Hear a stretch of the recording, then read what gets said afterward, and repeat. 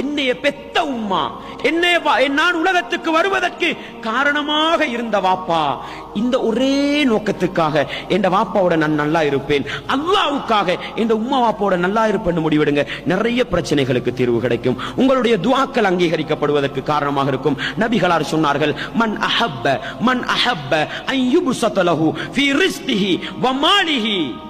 நபிகளார் சொன்னார்கள், யார் தன்னுடைய பொருளாதாரம் வளர வேண்டும், தன்னுடைய ரிஸ்க் வளர வேண்டும், தனக்கு இந்த உலகத்தில் பரக்கத்தான வாழ்க்கை கிடைக்க வேண்டும் என்று விரும்புகிறாரோ, ஃபல்யஸில் ரஹிமஹு, அவர் தன்னுடைய குடும்ப உறவை, தன்னுடைய இரத்த உறவை சேர்ந்து நடக்கட்டும் என்று சொன்னாங்க. இரத்த உறவில் முதல் கட்டம் உம்மா வாப்பா, இரத்த உறவில் முதல் கட்டம் உம்மா வாப்பா. உங்களோட பொருளாதாரம் செழிப்படையணுமா, உங்களோட குடும்ப வாழ்க்கை பரக்கத்தா இருக்கணுமா, உங்களோட உலக வாழ்க்கை செழிப்பா இருக்கணுமா, ஒண்ட செய்யுங்க. பொதுவாகவே இரத்த உறவுகளோட நல்லா இருக்கணும், அதை நான் பேச டைம் இல்லை எனக்கு. உம்மா வாப்பாவோன்ற அந்த இரத்த உறவோடு நல்ல முறையில் நடங்க, நிச்சயம் இந்த உலக வாழ்க்கை செழிப்பா இருக்கும். எனவே ஒரு இஸ்லாமிய குடும்பம், ஒரு ஈமானிய குடும்பம், மறுமை வெற்றியை நோக்கி பயணிக்கிற ஒரு குடும்பம் வர வேண்டுமா?